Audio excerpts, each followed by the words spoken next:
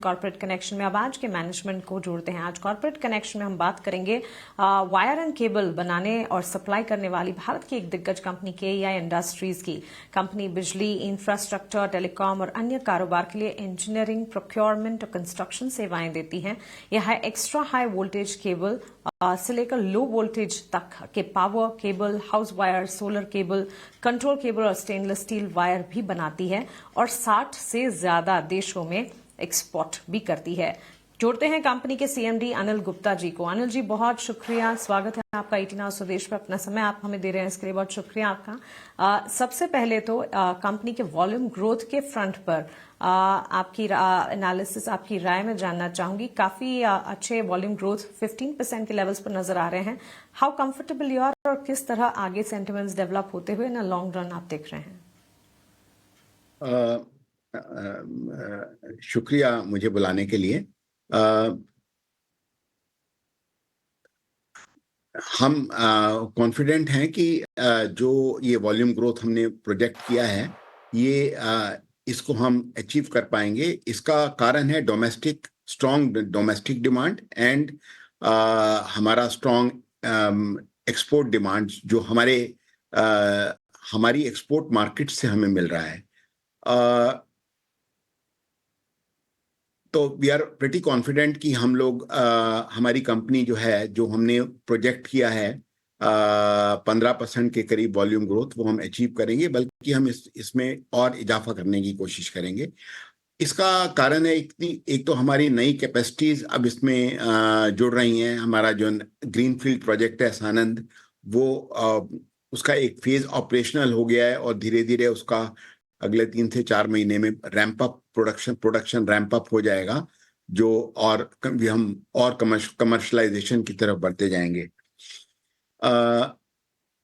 दूसरा, हमारी strong domestic market में brand positioning, strong customer base and strong approvals from the various customers in infrastructure, power and other sectors, जो हमें मदद करेगा कि हमें इस वॉल्यूम ग्रोथ को हम मेंटेन कर पाए। जी, ये आउटलुक काफ़ी पॉजिटिव सुनाई दे रहा है। क्या पॉजिटिव आउटलुक हम आपके मार्जिन्स के लिए भी देख सकते हैं? लगभग 10 से 12% के बीच में आपके मार्जिन्स रह चुके हैं अब तक। क्या ये आउटलुक बरकरार रहेगा या आप 12% से ऊपर अपने मार्जिन्स को जाता हुआ देखते हैं? देखिए, अभी तक हमारे जो मार्जिन्स रहे हैं वो रफली 10.5 से 11% के बीच में मेंटेन रहे हैं, और मैं उम्मीद करता हूं कि हम जैसे जैसे हमारी नई कैपेसिटीज ऑन बोर्ड आएंगी और इकोनॉमिक्स ऑफ स्केल का बेनिफिट्स आएंगे, तो हम इसको 11 से 11.5% के बीच में मेंटेन करने की कोशिश करेंगे।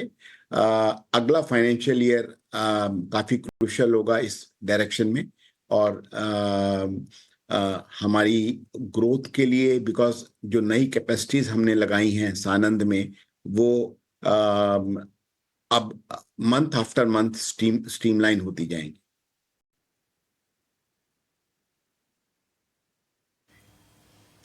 एब्सोल्युटली मिस्टर गुप्ता, साथ ही डिमांड के फ्रंट पर अगर बात करें, किस तरह से पैन आउट होता दिखा पूरा साल? आपकी पैन इंडिया रिटेल प्रेजेंस में नॉर्दर्न मार्केट में सबसे ज्यादा प्रेजेंस है आपकी, उसके ठीक साथ western, south and eastern market, in this order आपकी प्रेजेंस है। डिमांड किस तरह पैन आउट होती दिखी इस साल में, और आने वाले साल के लिए किस तरह की एक्सपेक्टेशंस रख के चल रहे हैं आप? इस साल में 2025 में जो स्ट्रॉन्ग डिमांड ड्राइवर्स रहे, वो solar and renewable projects, energy projects, specially power transmission and distribution, और infrastructure including railways, metro rail projects and also the construction sector. ये सभी सेक्टर्स काफी मजबूत रहे, और मैं उम्मीद करता हूं कि ये जो मजबूती है इसमें आगे भी बनी रहेगी। जहां तक हमारी कंपनी का सवाल है, हमारा जो कस्टमर बेस है वो काफी वाइडली डिस्ट्रीब्यूटेड है। तो हम अपनी ग्रोथ को या अपनी सेल्स को अलग अलग सेक्टर से डिफरेंट सालों में मेंटेन कर लेते हैं। एक्सपोर्ट हमारा काफी स्ट्रांगली ग्रो हुआ है इस साल में, और मैं समझता हूं अगले जैसे हमारी नई कैपेसिटी अब ऑन बोर्ड आएगी तो इसमें और बड़ा इजाफा होने की उम्मीद है अगले साल। ऑप्टिमिस्टिक साउंड कर रहे हैं आप वहाँ पर। अनिल जी, हमें कंपटीशन के तहत अपनी राय बताइए कि आपकी जो इंडस्ट्री है वायर्स और केबल्स, वहाँ पर हमने काफ़ी नए पार्टिसिपेंट्स देखे हैं। अदानी ग्रुप देखा है, अल्ट्राटेक सीमेंट भी अब यहाँ पर फोरे करने जा रहा है। तो इसके दम पर आपका आउटलुक क्या रहेगा पूरे इंडस्ट्री के लिए और अपनी कंपनी के लिए? देखिए, ये जो दो कंपनियों के आपने नाम लिए, अभी तक हमने जितना हमें नॉलेज है, हमने सुना है कि ये लोग हाउस वायर में एंटर कर रहे हैं। लेकिन कोई भी कंपनी जब नई आती है तो उनको थोड़ा, ये बड़े ग्रुप्स हैं मैं मानता हूं, और बहुत स्ट्रांग ग्रुप्स हैं, तो बट किसी को भी नए बिजनेस में आने में थोड़ा टाइम लगता है, एंट्री बैरियर्स भी होते हैं। और in the mean time, suppose अगले 2 सालों में ये लोग प्रोडक्शन में आते हैं, तो बट इनको अपनी मार्केट बनाने में भी वक्त लगेगा, और इस दौरान देश में और सेल्स भी, जो डिमांड है, डिमांड ग्रोथ भी आती जा रही है। तो मैं अभी इसके बारे में ज्यादा नहीं कह पाऊंगा कि क्या किस तरह का चैलेंज आएगा जब ये लोग मार्केट में, ये कंपनियां आएंगी। जब आएंगी तब उस टाइम स्ट्रेटेजाइज करेंगे कि कैसे हम अपनी मार्केट शेयर को और अपनी ग्रोथ को मेंटेन करें।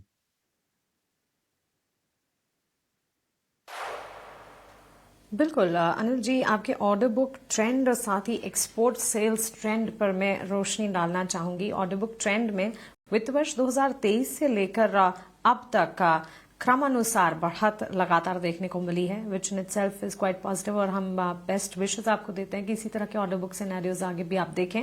और एक्सपोर्ट सेल्स ट्रेंड में भी इसी तरह की बढ़त पाई गई है। टॉकिंग अबाउट द फ्यूचर, आगे चलकर एक्सपोर्ट और डोमेस्टिक टॉपलाइन स्प्लिट किस तरह से देख रहे हैं आप?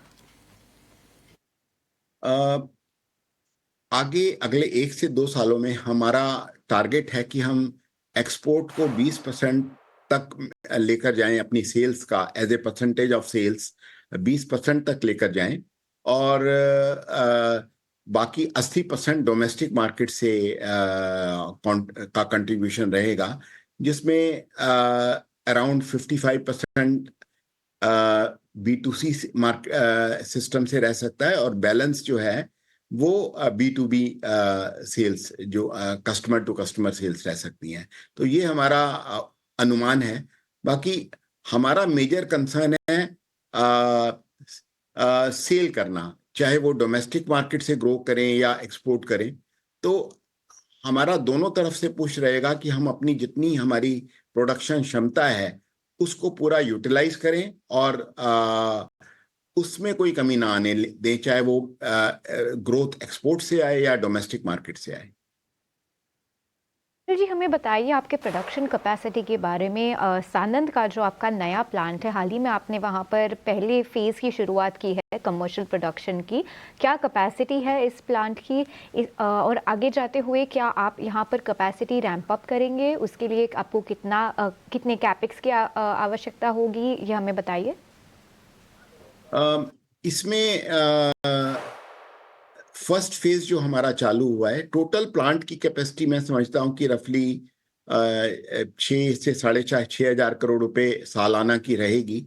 और फर्स्ट फेज अभी हमने जो चालू किया है वो 2.5 से 3 हजार करोड़ रुपए की इसकी कैपेसिटी है, जो धीरे धीरे अगले 3 से 6 महीने में रैंप अप होगी। तो इसकी जो पूरी यूटिलाइजेशन होते होते जो फेज्ड मैनर में इसमें 2.5 से 3 साल लगेंगे।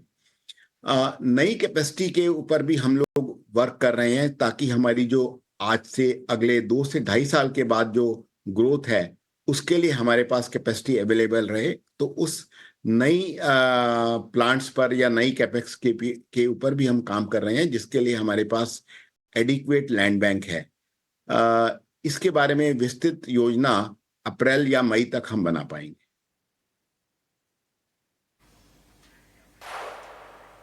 Absolutely. Mr. Gupta, आपका बिजनेस डाइवर्सिफाइड है across products and industry segment wise अगर बात की जाए, एलटी पावर में सबसे ज्यादा कंट्रीब्यूशन ऑन 42% और इसके साथ साथ HT cable, SSW, EPC and others में भी देखने को मिला है। नए साल 2026 के लिए क्या कोई पर्टिकुलर प्रोडक्ट लॉन्चेस के बारे में, नए डेवलपमेंट्स के बारे में आप सोच रहे हैं और किसी पर्टिकुलर सेगमेंट में ज्यादा आप डेवलपमेंट करना चाहेंगे? देखिए, प्रोडक्ट्स तो इसी कैटेगरी में रहेंगे, extra high voltage cable, HT cable, low tension cables and अगले साल में बहुत जल्दी हम सोलर प्रोडक्ट्स में इलेक्ट्रॉन बीम वायर्स लॉन्च करने जा रहे हैं। और ये इन वायर्स का, इलेक्ट्रॉन बीम क्योर्ड प्रोडक्ट्स का इस्तेमाल रेलवेज में, डिफेंस में, शिप बिल्डिंग वगैरह में भी होता है। इसके अलावा जो मेजर रेंज रहेगी, प्रोडक्ट रेंज, वो तो सेम ही रहेगी। उसमें कैपेसिटी में हमने, क्षमता में हमने इजाफा किया है और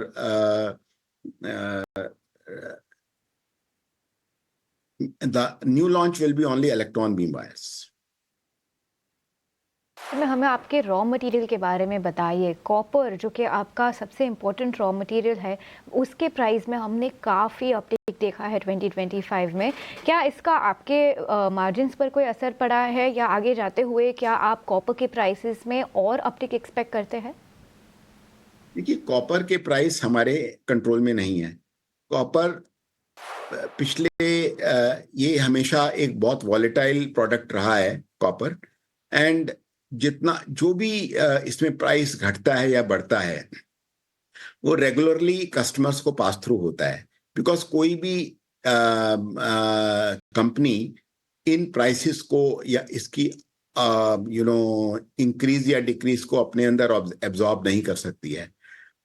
जो भी हमारे पास ऑर्डर होते हैं, उतने ही ऑर्डर्स के लिए हम या तो मटेरियल को, कॉपर को खरीद के रखते हैं या बुकिंग करके रखते हैं, या लॉन्ग टर्म ऑर्डर्स में प्राइस वेरिएशन क्लॉज रहता है। तो पिछले 10-15-20 साल का हमारा जो तजुर्बा है या जो हमारा ट्रैक रिकॉर्ड रहा है, मेटल के प्राइसेस से हमारा एबिटा में कोई ज्यादा वेरिएशन कभी नहीं हुआ है। और अगर कुछ वेरिएशन किसी पर्टिकुलर क्वार्टर में होता है तो पूरे साल में वो बराबर हो जाता है। तो